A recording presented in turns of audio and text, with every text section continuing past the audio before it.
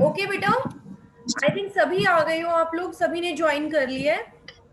Now we start today topic central state financial relations.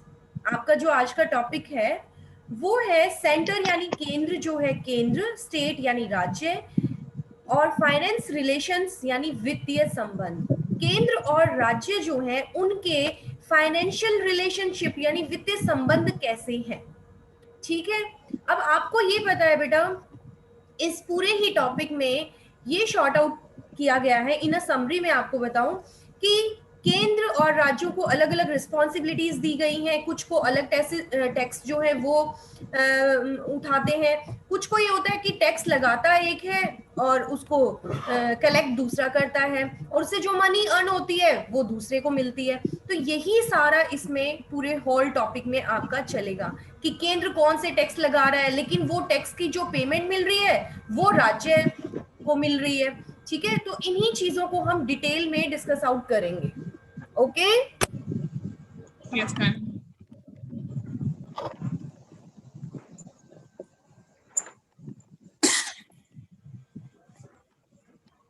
Now screen share हो रहा है? Yes ma'am. Okay, yes ma'am. तो इसमें question arise होता है कि एक्सप्लेन करो। फर्स्ट ऑफ ऑल इसमें क्वेश्चन फॉर्म्स में भी शॉर्ट आउट किया गया है, explain the centre state financial relations in India. Normally आपसे पूछा भी जा सकता है कि इनके रिलेशनशिप्स कैसे हैं, या आपसे पूछा जाए कि इसके रिगार्डिंग कौन कौन सी प्रॉब्लम्स क्रिएट होती हैं, स्टेट को उठानी पड़े या सेंटर को उठानी पड़े, कौन सी वो प्रॉब्लम्स हैं, और आप उन प्रॉब्लम्स को दूर करने के लिए क्या सजेशंस दे सकते हो। या आपसे इस पूरे ही टॉपिक पे ऑल ओवर एक ऐसे टाइप से भी क्वेश्चन पूछा जा सकता है कि right on a essay on central state financial relations. Is it clear? Yes ma'am. Yes ma'am. ठीक है, या पूछा जाए कि सेंट्रल और जो स्टेट जो है उनके जो रिलेशंस हैं वो किस हद तक पक्ष में रहे हैं, विपक्ष में रहे हैं, पॉजिटिव और नेगेटिव, उसमें भी शॉर्ट आउट किया जा सकता है। ठीक है, तो हम स्टार्ट करते हैं यहाँ से। First of all short out किया जा रहा है कि भारत जो है बेटा, यस बेटा,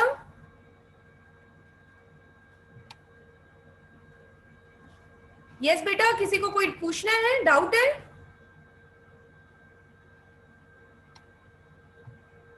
आवाज नहीं आ रही है क्या?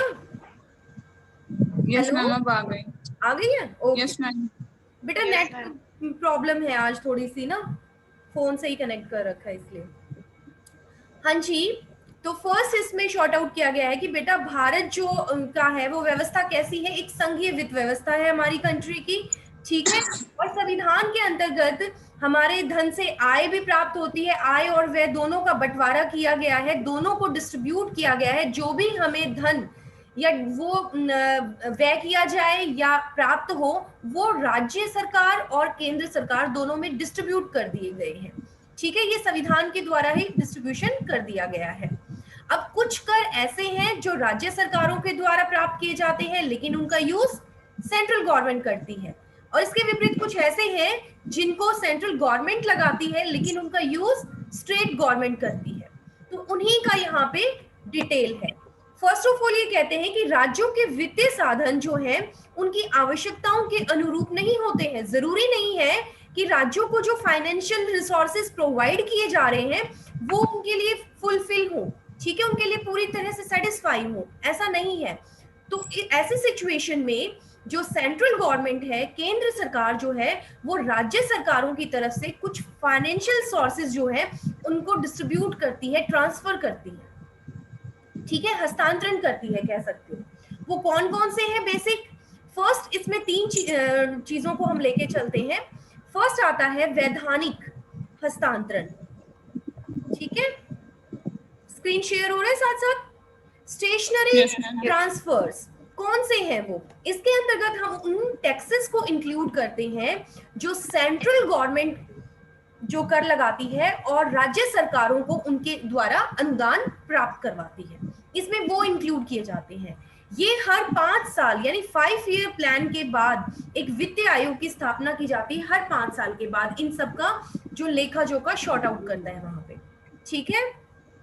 दूसरे आते हैं प्लान ट्रांसफर्स। कुछ ऐसे होते हैं जो आयोजना हस्तांतरण जिन्हें हिंदी में बोलते हैं बेटा, और इसमें हम उनको इंक्लूड करते हैं जो योजना आयोग के द्वारा विभिन्न राज्यों को उनकी योजनाएं, यानी जो राज्य अपनी प्लानिंग पीरियड बनाते हैं उनके लिए उनको फाइनेंशियल जो रिसोर्सेज चाहिए उनके थ्रू दिए जाते हैं, ठीक है।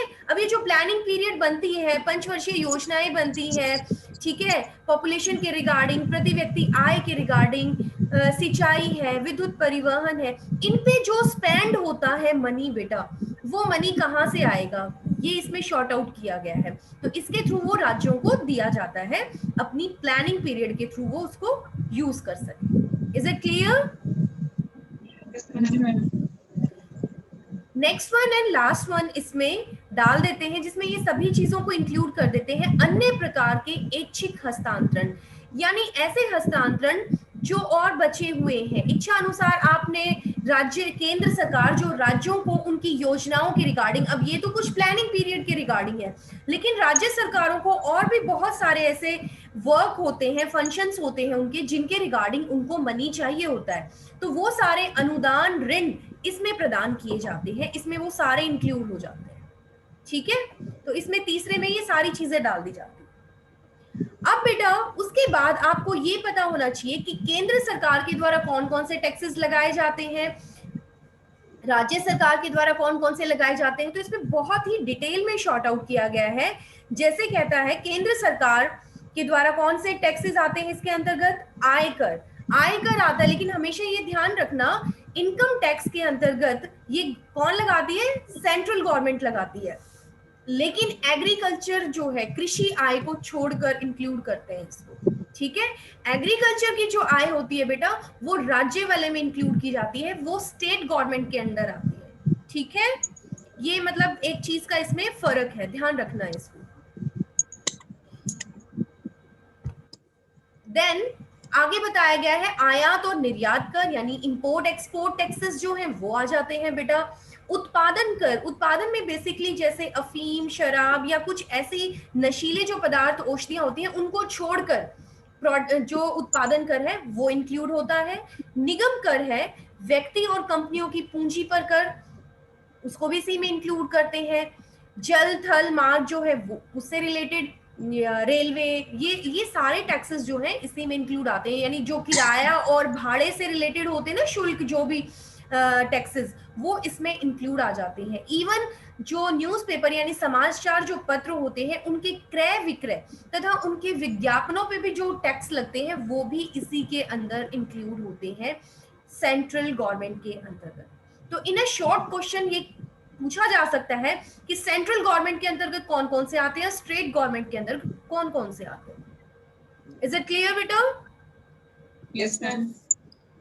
देन इसी तरह बेटा ये आगे इन्होंने स्टेट गवर्नमेंट के शॉर्ट आउट किए गए हैं कि राज्यों के विषय में कौन कौन से हैं। कृषि, अब आ गया ना यहाँ पे एग्रीकल्चर वाला, एग्रीकल्चर यानी कृषि पर कौन कौन से भूमि का लगान हो, या कृषि पर आयकर हो, या भूमि पर संपदा कर, मतलब जो भी एग्रीकल्चर से रिलेटेड होंगे वो राज्य के अंतर्गत आ जाएंगे, स्टेट के अंतर्गत आएंगे। दवाएं जो है उन पे जो टैक्सेस लगेंगे वो है। सार्वजनिक स्वास्थ्य से रिलेटेड, सिंचाई है, कानून व्यवस्था है, भूमि मकानों पर कर, विद्युत उत्पादन उपभोग पर कर, मनोरंजन कर, बिक्री कर।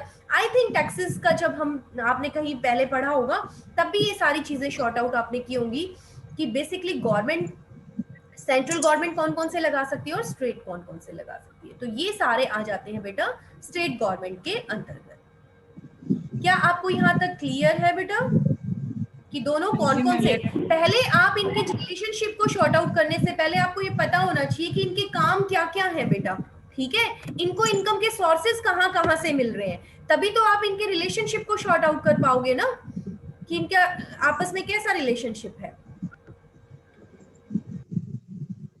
फिर इसमें आता है भारतीय संविधान जो है केंद्र से राज्यों की ओर साधनों का हस्तांतरण कैसे करता है, यानी ये सारे वो पॉइंट्स हैं जिसमें केंद्र यानी लगाती तो केंद्र सरकार है टैक्सेस ये, लेकिन उनका जो अमाउंट, जो उनसे इनकम, जो उनसे सोर्सेस प्राप्त होते हैं वो किनको प्रोवाइड कर दिए जाते हैं?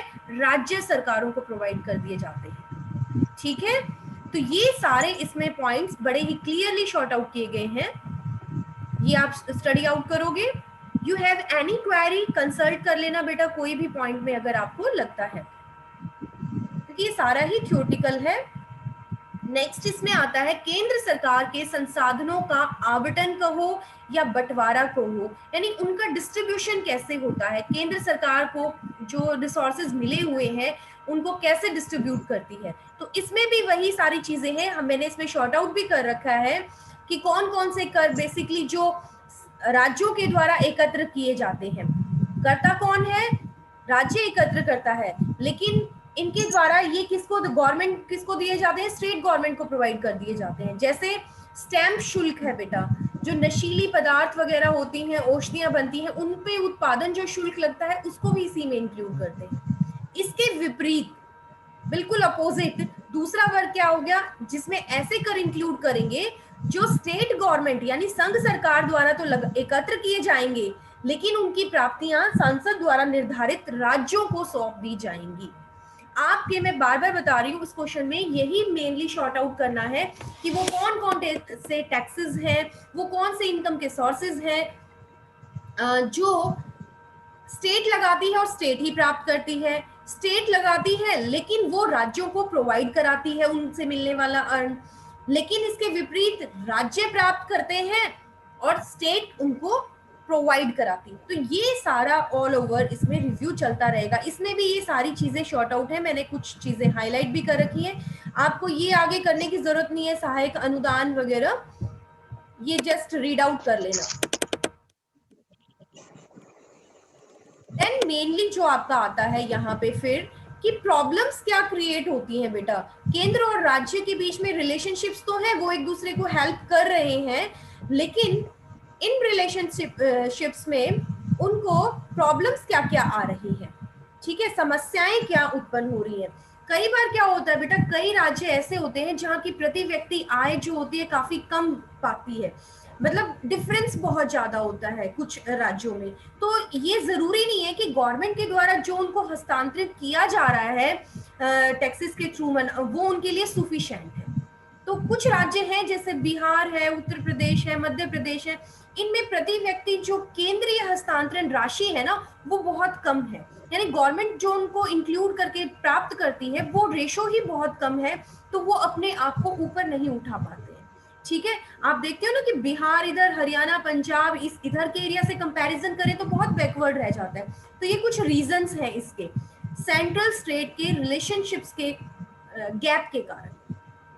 कुछ और भी ऐसी प्रॉब्लम्स हैं, जैसे वित्त आयोग जो है वो योजना आयोग की भांति मतलब स्थापित प्रदान नहीं किया जाता है। उसमें योजना आयोग और वित्त आयोग का अपना अलग अलग है बेटा, उनको 5 ईयर प्लान के अकॉर्डिंग जो क्रियान्वयन मनी चाहिए वो उतना स्पेंड करेंगे, लेकिन कई बार उतना सुफिशिएंट अमाउंट, फाइनेंशियल अमाउंट उनको नहीं मिल पाता है। ठीक है, फिर इन जो प्रॉब्लम्स क्रिएट हो रही है इसमें हालांकि कुछ 3 प्रॉब्लम शॉर्ट आउट की गई हैं, लेकिन इस ऑल ओवर क्वेश्चन को रीड आउट करने के बाद आप अपने अकॉर्डिंग भी इसमें प्रॉब्लम्स और इंक्लूड कर देंगे, कुछ पॉइंट्स और बना देंगे। ठीक है, और देन लास्ट में आ जाता है सजेशंस। आप क्या सजेशंस दे सकते हो कि जो प्रॉब्लम्स क्रिएट हो रही हैं फाइनेंशियल स्टेट और सेंट्रल और स्टेट के बीच में, रिलेशनशिप्स के बीच में, उनको कैसे हम दूर कर सकते हैं। तो फर्स्ट सजेशन शॉर्ट आउट करते हैं कि वित्तीय करों में राज्यों को अधिक भाग लेना चाहिए, यानी जो भी फाइनेंशियल टैक्सेस इंक्लूड हो रही हैं राज्य सरकारों के द्वारा उनमें उनका इंक्लूडेशन ज्यादा से ज्यादा होना चाहिए, तो और अच्छा मनी अर्न होगा, और अगर मनी अर्न होगा फाइन तो उनका रिलेशनशिप और इम्प्रूव होगा। देश में स्थायी वित्त आयोग की नियुक्ति की जानी चाहिए, यानी जो वित्त आयोग है वो स्थायी होना चाहिए, ये नहीं हर 5 साल में फिर से प्लानिंग होगी फिर ये होगी, तो वो उनका सारा डिस्टर्ब हो जाता है, तो ये भी एक रीजन है। राज्य सरकारों को कृषि क्षेत्र जो है, एग्रीकल्चर जो सेक्टर है बेटा, उस पर कर लगाकर अपनी आय में वृद्धि कर लेनी चाहिए। यानी टाइम टू टाइम पीरियड अगर गवर्नमेंट जो है, स्टेट गवर्नमेंट जो है, राज्य सरकारें जो है, अगर उनको कहीं कमी लग रही है अपनी इनकम में, तो वो कृषि क्षेत्र पर बीच बीच में टैक्सेस लगाकर इसको इम्प्रूव कर सकती हैं, क्योंकि एग्रीकल्चर सेक्टर को हम काफी लीनियंसी के उसमें छोड़ते हैं बेटा। ठीक है, क्लियर हो रहे हैं concept? Yes, ma'am. Yes, ma'am. वित्त आयोग और योजना आयोग दोनों के क्रियान्वयन में समन्वय, यानी फाइनेंशियल हो चाहे आपका प्लानिंग कमीशन हो, इनमें दोनों में भी कॉम्बिनेशन अच्छा होना चाहिए। तालमेल अच्छा होगा तो फिर वो प्रोसेसिंग अच्छे से चलेगी। वित्तीय साधनों के वितरण में आधारों में सुधार लाना चाहिए, यानी इनका जो बेस है उसको और इम्प्रूव करने की जरूरत है। बेस अगर स्ट्रांग होगा तो इनके आपस में रिलेशनशिप भी और इम्प्रूव रहेंगे। ठीक है, तो ये आपका ऑल ओवर आज का टॉपिक है जो हमने शॉर्ट आउट किया है कि सेंट्रल और स्टेट जो है इनके रिलेशनशिप्स क्या है। तो पहले आपको बेसिक चीजें पता होनी चाहिए और देन हमने इसको पूरा डिटेल में एक्सप्लेन किया है। ओके बेटा? Yes, ma'am.